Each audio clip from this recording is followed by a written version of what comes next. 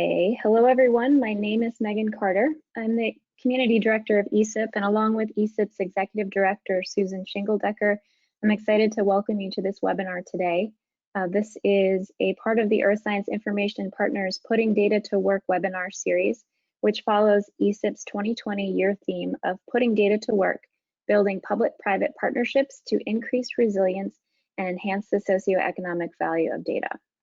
This webinar series moves beyond data discovery to explore how the earth science community is putting data to work, using and reusing data in new and creative applications, creating derived products, and showcasing examples of data integration in order to enhance the resilience and enhance the socioeconomic value of data. Also, playing on the double meaning of work, this series highlights how public-private partnerships are helping to increase the value of earth science research to other economic sectors. I also want to note that this webinar is being recorded right now and it will be posted to YouTube for later viewing. So if there are any of you on the call who are not familiar with ESIP, I'll just very briefly say a few words. ESIP's vision is to be a leader in promoting the collection, stewardship, and reuse of earth science data, information, and knowledge, and to be responsive to societal needs. So for more than 20 years now, ESIP has helped members of the earth science data community to find each other across traditional boundaries in order to leverage each other's expertise and to work together on common data challenges and opportunities. ESIP fosters rich collaborative experiences, including numerous community-driven virtual collaborations that I'll show you in a moment, the ESIP Lab, which supports the development of innovative applied earth science technologies, and through 2 annual conferences. And you can see in this banner on the right that our next meeting will be in January. It will be virtual, and the theme will be Leading Innovation in Earth Science Data Frontiers. The call for sessions is now open and registration will be open soon. So we encourage you to think about attending and contributing to that. So much of the work, as I mentioned, that happens in ESIP in between these conferences happen through the 30 themed collaboration areas, which are groups of people that convene virtually regularly, usually monthly, around an earth science data challenge or opportunity. These are groups that are proposed by our partner organizations, and they spin up and spin down when their goals have been accomplished. You can see when these groups are meeting on the ESIP Telecom calendar, and I'd like to say that there is no need to RSVP for these. Just hop on and share what you're interested in. We want these to really help you with your day jobs, so please don't hesitate to hop in. And I'm always happy to discuss with folks if they aren't sure where the right place might be to plug in. I would especially like to acknowledge the Information Technology and Interoperability Committee here for hosting this webinar. This is their normal ITNI Tech Dive webinar timeframe. And this is typically where I would hand it off to the chair of that committee, Dave Blodgett, but he was unable to be here today. So I'll give just one slide about that group, and then we'll get to our speaker. So the ITNI committee is helping people put data to work with a focus on new and progressing technologies that help people get and understand, build better to access and work with data, and find answers they need to make progress in earth science. The committee hosts, as I mentioned, monthly webinars on a range of topics with recent focuses on cloud technologies that aid earth science interoperability, the ongoing transition to WEBI best practices such as spatiotemporal asset catalogs, structured data that brings the power of the semantic web to the mass market, and new progress in the arena of science gateways that empower any researcher to scale up their data-driven science. We encourage you to check out ITNI on the ESIP website and to contact Dave Blodgett for more info. So now I'd like to introduce our speaker, Dr. Ed Kearns. Ed joined the First Street Foundation in April 2020 as its Chief Data Officer and provides leadership for First Street's science and data activities. Ed previously served as Chief Data Officer for the U.S. Department of Commerce, overseeing the governance and management of data assets from its 12 bureaus. Appointed as NOAA's first Chief Data Officer in 2017, he led the development of strategies and practices for managing NOAA's data as a national asset. Ed has promoted new uses and wider understanding of data through new public-private partnerships and technologies such as the NOAA Big Data Project. As a work group leader for the White House's Leveraging Data as a Strategic Asset initiative, he helped to develop the new federal data strategy. Previously, Ed led climate data and archive activities for NOAA.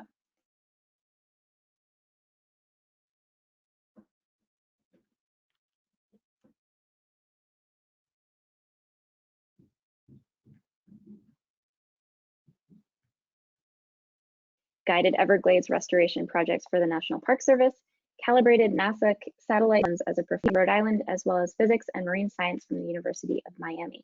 Please join me in welcoming Ed here today. Ed, I'll pass the screen share to you. And a quick note for our attendees as Ed is getting his screen share ready to go. I'd like you all to know that we will have time for questions and answers at the end of Ed's presentation. If you have questions along the way, please pop them into the chat box so that we can consider them at the end of Ed's presentation. Thank you, Megan. And thank you, Susan. Thank you, Dave, for the invitation to come join today. It's fun to be back in ESIP and now representing First Street, but it's great to see so many old friends on the attendee list as well. And from that introduction, thank you for the introduction. As you can tell, I'm a recovering bureaucrat and I'm really excited to join First Street and get back into some really hands-on applications of data is what I'll be speaking to you today. And I'll try to get through this in about 30-40 minutes so we have plenty of time for Q&A. So this group that I've joined is called First Street Foundation. It is a nonprofit out of Brooklyn, New York. It is privately funded, and it has as its mission to communicate climate and flood risk to the American public, with the idea that by bringing this information to everybody in a very democratic way, democratizing this information, that we can begin to take action to prepare for the coming climate risks. I think I've said everything on here. So what First Street had done was put together an expert team on flood to build what you'll see here today, the first national property level assessment for flood across the United States. So there's a flood risk assessment available for every one of the 142 million properties in the contiguous US. We haven't gotten to Hawaii and Alaska and Puerto Rico and Virgin Islands yet. So why did we start with flood? Well, this is from some of the work Adam Smith at NOAA does at NCEI. Flooding is the most costly natural disaster in the United States. So we picked the most expensive one with the idea that if we can convey what the impact is on individuals and individuals' properties in dollars and cents, then this is going to help wake people up to the risk itself. We started with tidal flooding, looking at the impact of both rising tides and sea level rise on coastal communities and on home values. So First Street, before I joined them, had put out a different website looking at flood. It was sort of a test to see whether it was possible to do this kind of analysis at scale. They showed that yes, it is possible to do so, and so we embarked on a even more ambitious route to looking at the impact of flood across the United States. And we know that FEMA is sort of the gold standard for flood risk. It is the mandated legislated standard, and however, FEMA is a big bureaucracy. There's a lot of work to do, and due to the methods and the processes that they have to use, they've kind of fallen behind in keeping these flood maps up to date. So in this map here, you'll see those properties of light blue or gray are older than 5 years since they've been updated. The law says they're supposed to be updated every 5 years, but it's just kind of hard to do. The white areas have never been mapped by FEMA yet, and the green areas in this map, only paper maps exist. So the digital versions don't exist yet. So it is a sort of a hodgepodge. And so there's been for many years been kind of a cry from the flood community and insurance community and risk community for some kind of national scale approach to doing this kind of work. So FEMA's got many challenges. So one thing that the press and others seem to like to do is pit the new First Street Foundation flood work against FEMA's work, and I've been adamant that FEMA is doing a very hard job. The kind of products that we're producing at First Street are very complementary to what FEMA is doing, particularly what they're trying to get into with risk rating 2.0 and some of the modifications to the National Flood Insurance Program. But they have a very hard job in front of them. We're trying to help the entire community, achieve the common goal of reducing America's flood risk. So as an example here, back in 2007, FEMA had come out with flood map updates for New York City, for Canarsie. Superstorm Sandy came in 2012, and that was the reality that you'll see in the second panel here, that this is what actually flooded. FEMA came back with a better map that more accurately reflected where the flooding had occurred, but then New York City actually pushed back and said, no, that means our insurance rates are going to go up, and therefore, no, we don't want this. So this is a typical kind of back and forth that happens between local communities and FEMA. It's good that FEMA has to engage with the local communities, but this can actually really complicate the situation. There are some major metropolitan areas, San Francisco, for example, that currently have no active flood maps, right? So this is a concern. The other thing that First Street is doing is we're incorporating climate change. So we're looking at those future environmental changes that are going to be impacting flood risk. This is something that has, with FEMA, they've had various direction from starting with Biggert Waters Act in 2012, and then modifications to that in 2014. Whether they can include sea level rise, whether they can include heavy rainfalls. And so these are things that First Street, of course, we know we can incorporate, and we have incorporated in our flood model. So First Street has acted as an integrator of the information that's out there, bringing the experts and scientists and economists together that understand this information, everything from hydrologists to economists. Bring everybody together and take their existing peer-reviewed and published work and piece it together in like a big jigsaw puzzle to tell the story of flood risk in the United States. We've also assembled a group of academics, largely academics, that are ready to use the information that's coming out. So most of these, we're up over 100 academics now signed up through what we call our flood lab. They have agreed to get access to our data and then write studies, white papers, journal articles, mostly looking at the socioeconomic impacts of flood risk on our nation, on our communities, and our economy. And so we're making sure as we're producing this information that it's being interpreted in such a way that people can understand the impacts of these data and these climate risks. So first, we began by modeling every major type of flooding, the four major types shown here: tidal flooding, let's call pluvial flooding or heavy precipitation, fluvial or riverine flooding. That's the kind that FEMA usually takes into account, and then hurricane storm surge. So each one of these components has been modeled separately and then brought together into a comprehensive flood estimate.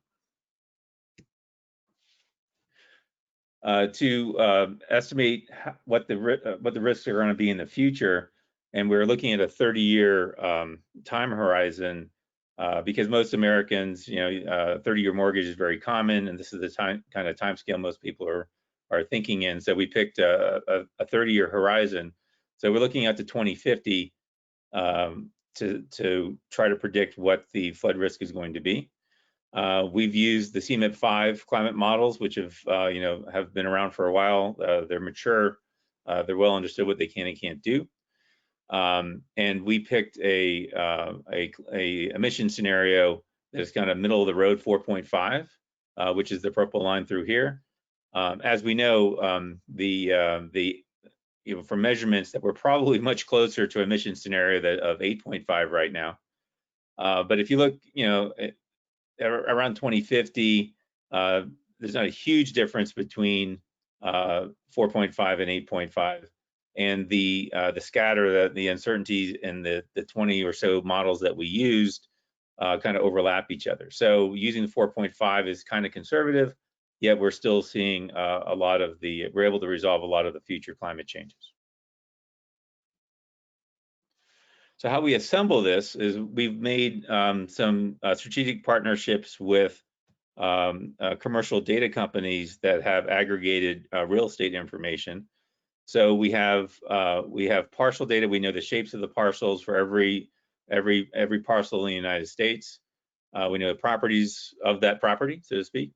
And we also have building footprints. So we've been working with a company called Lightbox, and then with Microsoft and Mapbox on these first two slides, or first two panels on the left, to aggregate this information. So we use this to feed our models. The hazard layers are the ones that are being computed by our physical models. I'll describe in a little bit here. So we know what the depth of the flooding is and the frequency of that flooding, and we bring these together, and then we calculate what the maximum depth is and duration of the flooding. If a property has a building footprint on that, we calculate the flooding to the largest building on that footprint. If it doesn't have a footprint, we calculate to the centroid of the property itself. So, that's how we get an estimate for every single property. And then, of course, the easiest thing to do is compare our results to what FEMA has. So FEMA has special flood hazard areas that are the 1 in 100 or 1% annual risk. We have a same, we have a same return period of 1 in 100 year, 1% annual risk. But it's not a quite apples to apples comparison, that I mentioned before, that we're considering other types of flooding that FEMA doesn't actually consider. But the main thing that really jumps out at you from looking at this comparison of First Street minus FEMA is you see a lot of political boundaries, right? And so this is obviously flooding doesn't respect political boundaries, but the way that flooding is being assessed in this country currently today is. So every local community, every county, and for the most part, and there's 3,000 counties or so across the United States, have their own way that they work with FEMA to try to assess their flood risk, and it creates this patchwork quilt across the United States. So where you see the tans and the browns here, we're actually First Street is pretty much in close agreements with FEMA's estimates, and where you see the darker blues, that's where we start to have major disagreements with FEMA's estimates. So it kind of shows the scale of the challenge in front of us here. Looking into the future, so that was current risk today in 2020.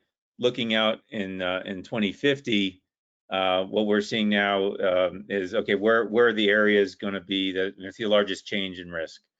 And it'll come to no surprise to most people on this call that the East Coast of the United States and the Gulf Coast shows a lot of change as sea level is rising, and hurricanes keep impinging on the coast. That you're going to see some very large increases in overall risk. So in Florida, there's 20% almost additional properties that are going to have substantial risk, being 1 in 100 or greater risk. Louisiana is over 70% more properties. A lot of that is because a lot of levees are going to be overtopped, and you'll see the risk up and down the coast. Some areas in the Midwest, you'll see that actually some areas are going down in risk. These areas may be getting a little bit drier with climate change, and so we're able to discern these where the future risk is going to be.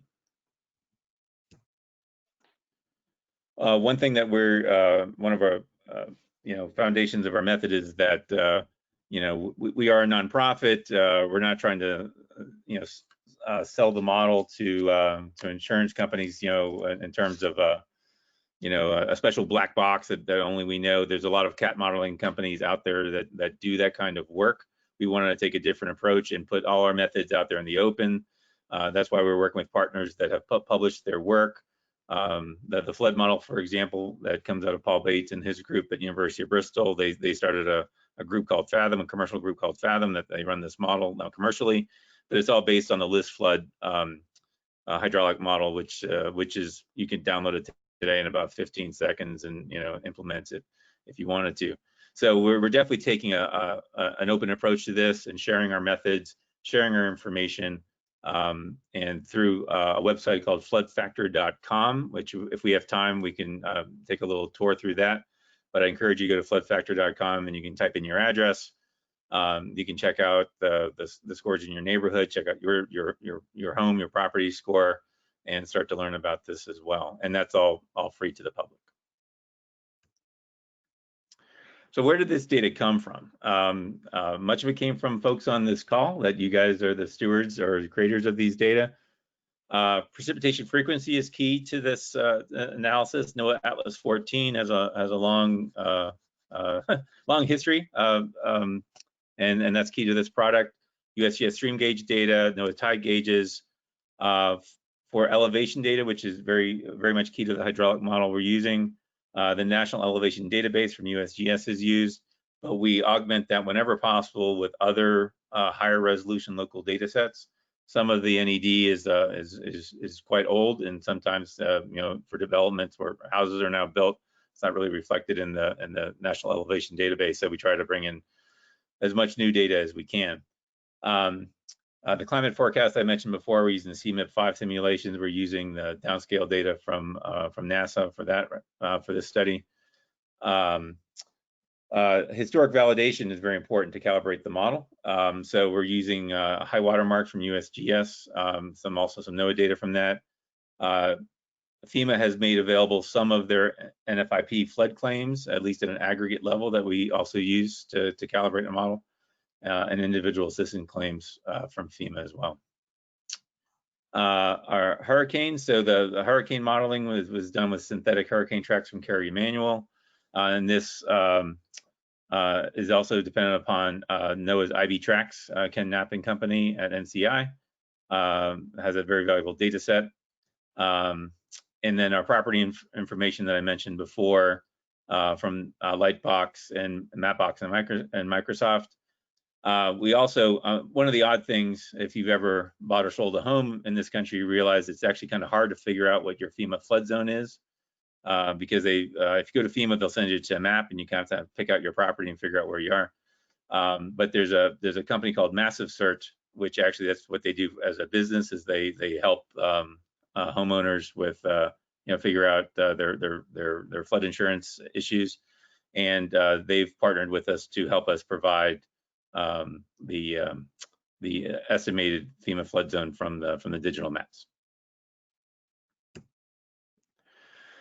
So this hydraulic model, like I mentioned, from Paul Bates and Company, Oliver Wing published on this a couple years ago, and there's a calibration paper coming out very soon. I think it's in press right now.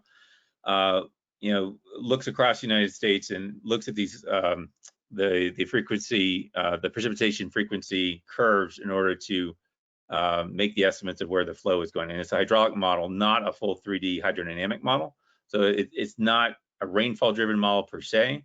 It's using the frequency of rainfall, but then distributes it in a hydraulic manner, a two-dimensional hydraulic manner. And so this allows the extension of the model into areas that otherwise have pretty poor precipitation information, and it's using the stream gauges as the way of in those gauge streams to calibrate the model. And for ungauged catchments, then it uses a statistical method to extend into catchments that don't have a gauged stream. And as you can tell, I'm not a hydrologist. Along the coast, again, bringing many synthetic events, thousands of simulated hurricanes, bringing them up along the coast. Work with Kelso Ferreira from George Mason University to do a lot of this work. These synthetic hurricane tracks were simulated with GeoClaw, which is many of you are aware of this open source tool that allows you to do multiple simulations along the coastline. On the West Coast, there's no hurricanes, so it's, we're doing this mainly on the Gulf Coast and East Coast, of course. But we're using synthetic tracks to determine what the storm surge would be today and into the future. So the outputs, we've downscaled them to 3-meter resolution. So the goal here is be able to resolve individual properties so that every homeowner can understand how the flood risk is at their property and around their property. And for the range of climate scenarios, we looked at the scatter of the CMIP5 climate models, and we have a median range and a high and low range, statistical range within that. So we're capturing the uncertainty in the climate models, which of course there's some spread there. And so the hazard layers were explicitly modeled into the future with those low, medium, and high climate scenarios. Also looked at simulated storms versus the historical, the real data from these events that have happened in the past. And so again, that's a way of calibrating the model. So whether it's an inland flooding or a coastal storm, we're looking at those events. I think we've gone about 70 or so. Now this says 55. We've managed to recreate a couple more of those as well, and going after some of the really sticky ones like Harvey, Hurricane Harvey in the last couple of years for calibration is very important. For quality assurance, again, as we're looking what our model is showing versus what the historical record shows, we can understand sometimes if we're a little bit high or a little bit low in certain areas, and so we can dial up the impacts. So we try to calibrate against these historical events. And as you saw in the previous some of the previous maps, in areas where these where FEMA has done a lot of work with the states, like along the Mississippi and in South Florida, we actually are seeing some pretty good agreement with some of FEMA's significant flood hazard zones now. Many communities have built substantial flood adaptation features. These can be levees, these can be pumps, these can be seawalls, things that are engineered to protect communities from flood. This was one thing that didn't exist. There's not a central place you can go to in this country to get all that kind of information. The U.S. Army Corps has got the National Levee Database. They have like around 7,000 levees in there, but there's many more levees than that in the United States. So First Street took about almost a year and sent about 5 people around the country, sometimes literally on foot, walk into people's offices and get this information. And First Street now has amassed a national adaptation database of about 23,000 different features across the United States, and there's still a lot more to be discovered. And so this is one thing that we're still actively working with the community. We're trying to find different ways that we can share this local information so that we can improve our model and that our model data is more useful for the public sector folks that are working in these areas. So we are, we're thinking about different ways of doing data exchanges, or perhaps setting up a data trust that's going to allow information to be shared more efficiently among different contributors. So this is a work in progress for sure, about how we're collecting more and more of this adaptation topography and other information that makes the model even better. So I've already talked some about the validation data, so I think I'll skip along, and I know I'm throwing a lot of information at you guys really quickly here. We have to save money and computation time. We did do some interpolation within return periods. So we do everything from the the every other year, or the 50%, to the 1 in every 500 years. Because it is kind of a continuum in there, we can do some interpolation to save computing time. So within a return period, we're using this log linear relationship to do our interpolation. Over time, we're doing a simply linear interpolation. So we're in this panel here on the left, the x's are where we're actually done the computation, and then we filled in with the linear interpolation on the right. it saves a lot of money and a lot of time to be doing it this way, to come up with these estimates in this fashion. But they are bounded by the actual simulations. So one of the goals of the project was to boil all this information down into a simple number that a homeowner that doesn't know anything about climate science, doesn't know anything about flood risk, but they can take away some understanding about whether they have risk or not. And so the thought was, well, let's come up with a scale from 1 to 10. People seem to like 1 to 10 scales. So one of the things is that First Street Foundation is led by a marketing expert. He used to work for the weather company and a few other groups in the past. And our marketing group has done studies to see what is most effective. So rather than try to guess what the community could most use, what would make the most impact, they've gone out and done the studies, done the marketing, done the testing to see. And the two big takeaways were that, yes, if we can tell people what's going to happen to their property and happen to the value of their property, they take more notice than talking about things like impacts on polar bears or on local ecosystems or fisheries. The value of their home is something that makes everyday folks really perk up and take notice. And so that was one of the guiding studies that's informing this whole approach. The other one is a simple score from 1 to 10 is something that people can take away and can remember. And so First Street devised a two-dimensional 1 to 10 score that tries to aggregate both the severity and the probability of flooding over a 30-year period. So if your property is very likely to flood, then you'd be on the right side of this scale, and a 7, 8, 9, or 10 as a score. If the depth of the flooding is going to be very severe, over 2 feet or more, then again you receive a high score, 5, 6, 7, 8, 9, or 10, and you can see the continuum across the middle of this. So this is the approach that we're taking to convey this information. We have also since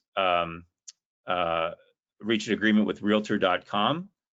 So that you don't have to go to floodfactor.com to actually find out your score.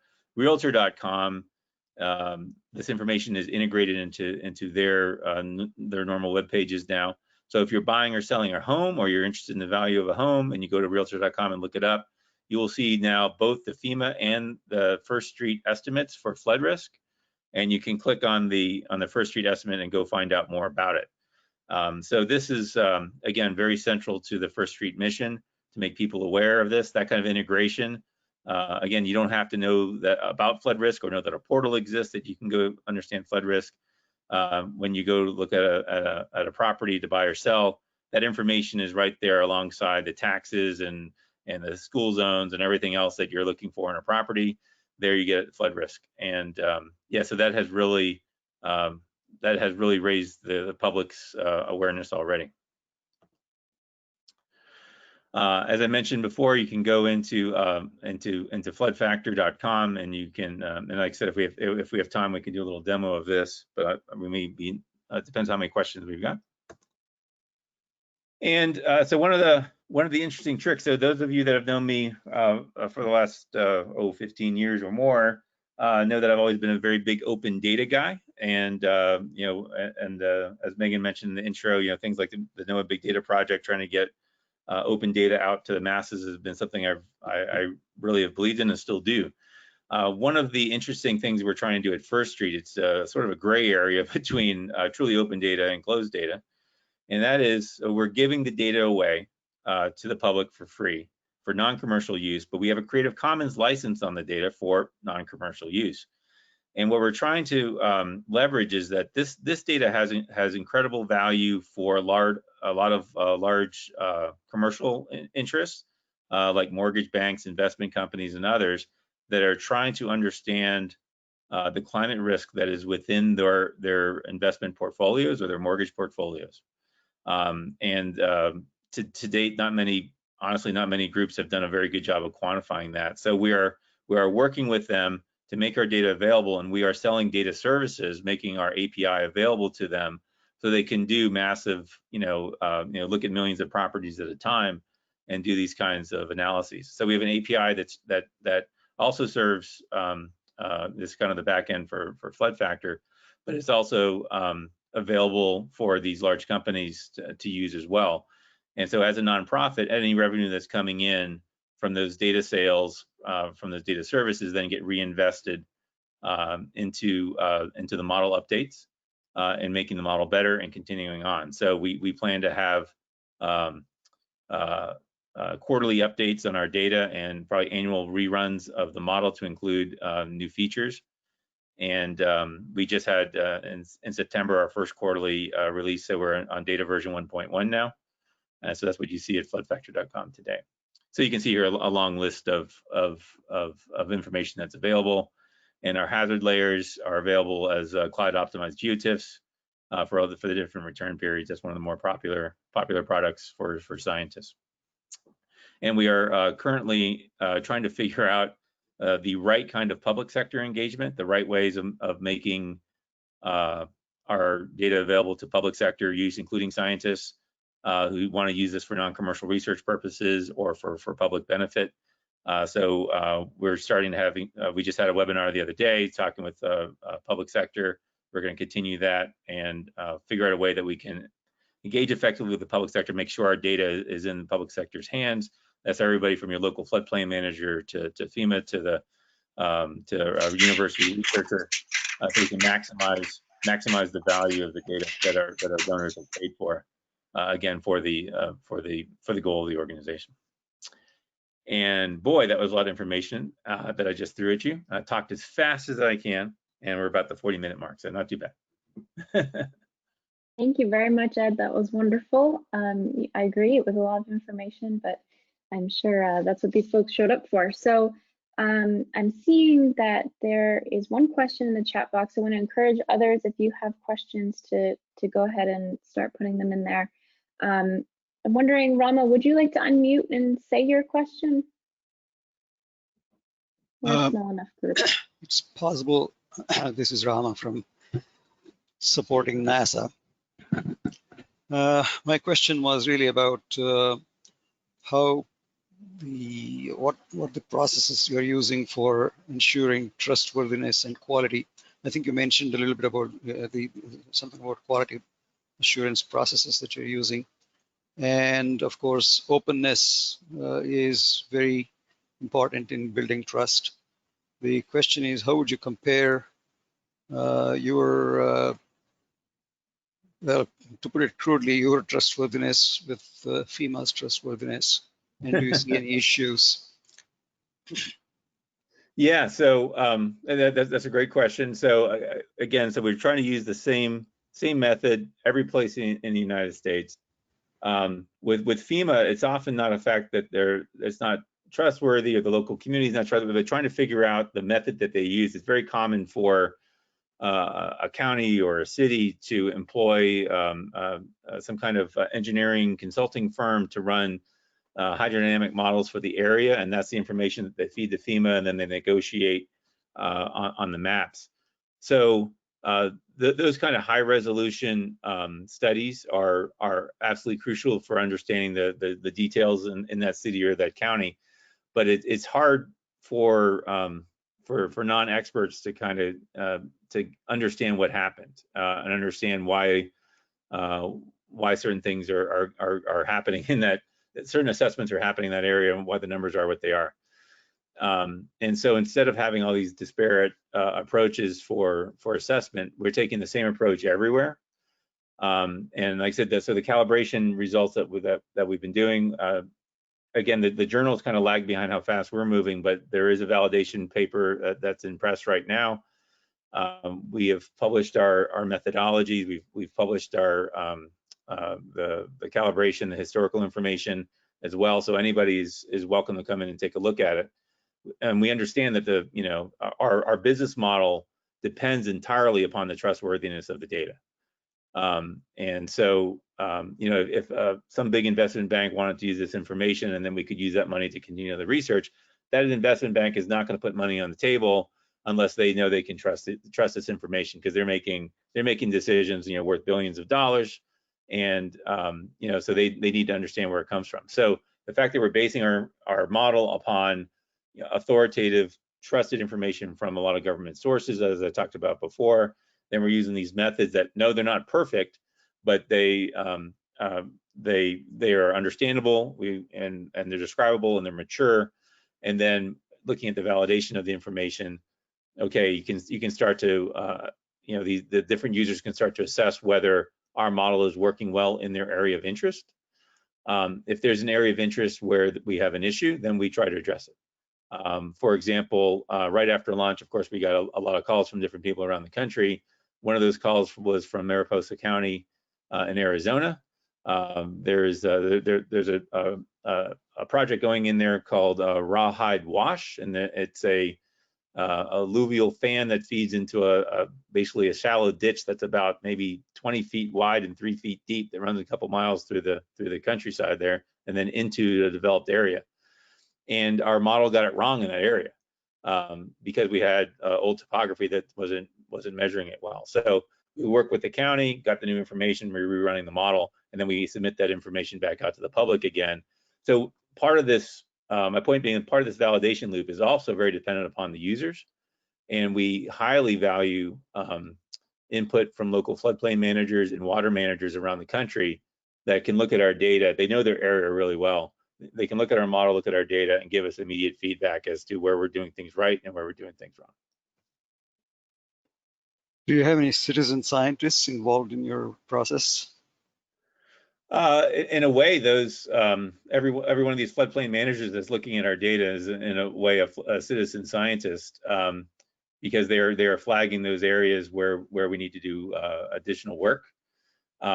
We also have a lot that are starting to look at the connections between the flooding in the future and things like vulnerable communities. So they're looking at census data and BEA data and other open data from the government, and making connections to looking at how certain communities, how they're positioned for future risk, and to try to make sure everybody understands that. So I think that's any kind of these uses is a way of also getting additional eyes on our information and making sure that what we're describing is accurate. And so far we've had quite a bit of success in that area. Great, thanks a lot for an excellent presentation. Thanks, Rama. Thank you, Rama and Ed. We have a question in the chat box from Aaron Sweeney. What do insurers make of New York City's pushback against FEMA's reassessment? Is that provenance published by FEMA? Has First Street provided an alternative risk map? And what has New York City's response been? Yeah, so we have been talking with the city of New York. So even before we released, one of the things we were trying to do is get out in front of this as much as we could, and let large cities like Chicago and New York and Miami know what was coming. Let FEMA know what was coming. So the way that we view it, so for most states and most cities, our data may or may not be able to be used as some kind of authoritative source. As a consulting engineer, going to be able to sign off on decisions or features that are being built, or based upon our data. It depends. There's a lot of variation in the laws around this country about how they can be applied, how they can be adopted. So there are many cities such as New York that are looking at adopting this information for targeted use within their decision-making apparatus. The negotiations that continue on, like between New York and FEMA, or San Francisco and FEMA, we're hoping we're adding a little bit more information to this, particularly for the citizens in those areas that may have not, they may not be aware of these discussions going on, but they certainly have to be aware of their flood risk, number one, and number two, a lot of them are probably paying flood insurance right now, and so this we feel will help spur those conversations on. And it has got a lot of notice and has started a lot of conversations. And I think that's at this early stage, it was one of the main things we were hoping to do. Great, thanks for the question and for the answer. I'm wondering, Ed, can you talk a little bit about what First Street is planning to do next? Yes. So I mentioned that we're going to be maintaining this model, continuing to run it, for several more additional years at least, with quarterly updates and then annual big updates.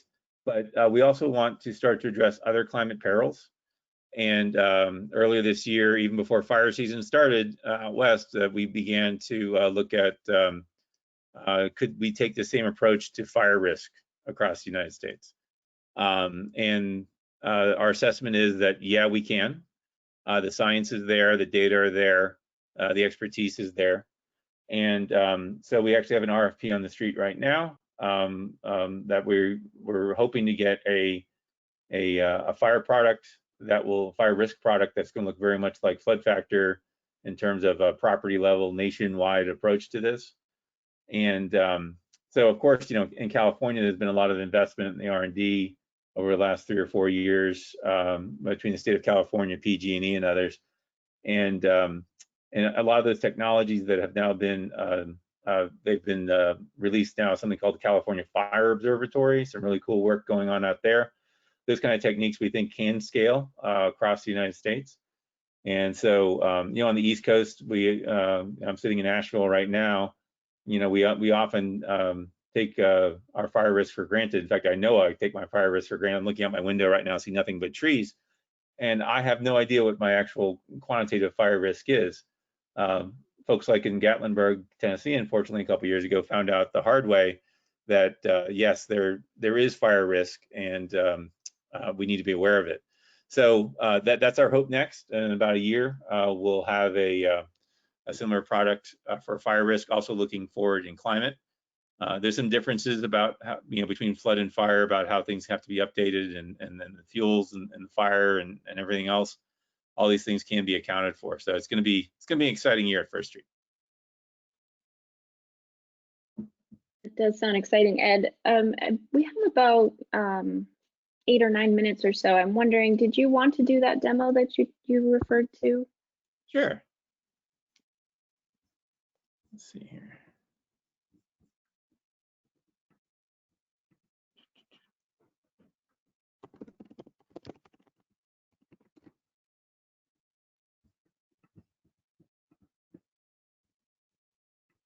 Let's see, can you see my screen? Yeah, okay. Yes. All right, so anybody got an address? Anybody want to type in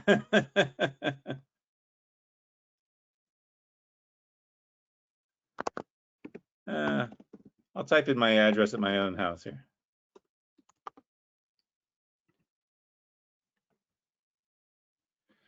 So I used to live in Miami, Florida, as many of you know. And 12 years ago, we moved to Asheville, North Carolina. So we went from about 11 feet above sea level at our threshold to 2,600 feet. So where my house is now, I have minimal flood risk. So that's where my house is. In Buncombe County, there are a number of properties that actually do have flood risk down by the river, and I'll show you that in a second. So for every place that you enter, you also get an assessment of the area around you and how many properties are extreme risk or not. And you get a little map here of those areas. So you see, this is kind of rural Buncombe County. A lot of these red dots that you see on here that have extreme flood risk are next to creeks. And in really heavy rainfalls, this is where you can actually experience a lot of flooding, and we do experience that kind of flooding. For major flooding in the Asheville area, you get down near the river,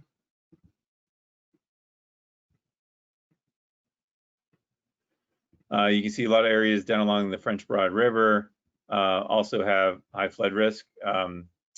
Those people that live in those areas seem to know that it floods every now and then, so it shouldn't be a big surprise for the people along the river, but for the people up along some of the tributaries to it, it has come as a surprise. And many folks I've talked to say, oh, but it hasn't flooded here in 20 years. I'm like, well, that's kind of the point that we're trying to get to here, is to warn you that precipitation is going to get heavier with climate change, and those rain events are going to become a little bit more furious, and the rain's going to come down faster, and that creek is going to swell a little bit faster than it did before. And so we're trying to definitely, raise that awareness. If you scroll down further down the page, you will see some information meant to help folks understand what this score means and what flooding means for their house and the kind of damage that a foot or two of water in your house can have. If somebody hasn't experienced flooding before, they may not be aware of just how damaging it is. Scrolling down a little bit further, this is where we start to be able to see, you can view the hazard layers, and you can scroll through where or select different return periods for flood. And so the most extreme is the 1 in 500 year, all the way down to the 1 in 5 year shown here, but it will show where you're likely to have flooding. So my house, I'm up on this hillside of Spring Mountain here in Asheville. So I luckily do not have minimal flood risk, but just down the hill a little bit, there is a creek that runs into Cane Creek. Those of you that are familiar with the area. And the 1 in 500 flood, there are a number of properties and houses that are going to be impacted along that. And it gets further down to Cane Creek, then it certainly does. Even on the side of a mountain, can still flood. So this comes as a big surprise to a lot of people, and that's good, because we definitely want to wake folks up to the fact that these risks are real and that they're going to be changing. Here you can select at 2035 what this risk is going to look like, and in 2050 what this risk is going to look like too. So with increased precipitation or increased sea level rise, this will be accounted for in that mapping as well. And in this viewer, you can also scroll around in the neighborhood, as I was showing you, to take a look at different areas too, so you can use this tool to check out your local community, or if you're interested in moving or something. Maybe your house is currently a 10 and you think, well, maybe you should move. This can maybe help inform where you'd be moving as well. And I think there's other explanations. We have a number of help articles that describe where these changes are coming from and why. And then again, offering some solutions. So we want to empower property owners with this knowledge to do something about it. So it has suggestions at different kind of costs. At high cost, you can elevate your home. At low cost, you can do other types of things that can maybe keep water back under certain circumstances. And then it also compares your property to your zip code, your county, and your state, so you can see how your property risk is and how it's changing relative to other folks in your area as well. Any questions about the tool? I have a question, not just about the tool, but a more general question. The question is a complementary piece of information. I got reminded about this because you said you live on a hill. People living in the West Coast on hills have the risk of mudslides. So yes. I think that piece of information would be very helpful and complementary. Yes, and you're spot on. And in fact, so I talk about what we're doing next, which is fire. I would anticipate the next thing we would do after fire would be mudslides and landslides, because that's the kind of information that you need, particularly out west. And we've seen this unfortunately over and over again with these large fires, is that when it does rain afterwards, then because the vegetation is gone, that the soil, when it gets wet, heads downhill, right through towns and right through people's homes. And this is something, when we have this kind of information, we have the flood risk information hand in hand with the fire risk information, then we can actually do mudslides. And so I would anticipate we'll probably get into that into probably 2022 or 2023. There's one more question that came in just before you did your demo. You mentioned communicating impact of flooding on home value. Are you quantifying the expected change in home value or a dollar value of expected flood damages? If so, can you describe that? Yes, that is actually something we're working on now and should be in a very near-term release.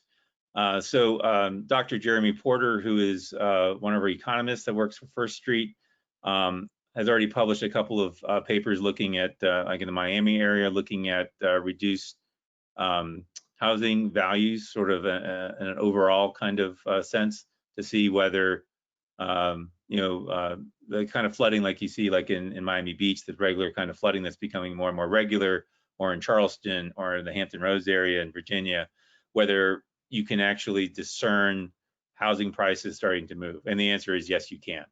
So what we're doing next is we are zeroing in on property by property basis and trying to put a price tag, so we won't just have a 1 to 10 score, but we'll also have a dollar value along with that. So again, trying to make this very real to the consumer, to the citizen, so they can understand that this climate risk is going to affect their pocketbook, is going to affect their safety, is going to affect their home, and to again encourage them to take some kind of action. We're not an advocacy group, so we're not saying which actions necessarily to take. Some like at the ballot box or calling your local officials, whatever it might be. There's all sorts of different policy solutions that are possible out there. Our point is we're trying to raise the awareness, and putting price tags on that is one of the ways that we're looking into it. And so hopefully we'll have an update to that pretty soon. Thank you very much, Ed. I want to say thank you for this presentation that you just gave. It's wonderful to have you as a participant in the ESIP community. It's wonderful to have First Street as a partner, and we look forward to seeing where you and the organization go from here. I also want to thank all of our speakers all of our participants for participating today and asking questions. And before we close, I just want to give a little advertisement for our next Putting Data to Work webinar, which will feature Dave Jones, the CEO of Storm Center Communications. He's also a longtime ESIP participant, and he will be discussing some new contracts with NOAA for operational implementation of GeoCollaborate, which is Storm Center's real-time data sharing and collaboration environment at the National Weather Service National Water Center in Tuscaloosa, Alabama, and also research implementation that is taking to the skies inside of hurricanes to improve data sharing between the NOAA Hurricane Hunter aircraft and scientists on the ground. So I hope you all will come back and join us on November 12th at noon Eastern time for that. Thank you again, Ed, very much, and thank you all for attending. Thank you, Megan. And can I put one more shameless plug in here too? Yes. In that First Street, we do have an opening for a GIS data analyst. I'll send the job ad over to Megan and post it on the ESIP boards. Yeah, just a shameless plug. If you're interested in joining this crazy nonprofit trying to save the world, let me know. Sounds like a great initiative to join in on. All right, thank you, everyone. Have a great rest of your day. Thank you, Megan. Thank you, everyone.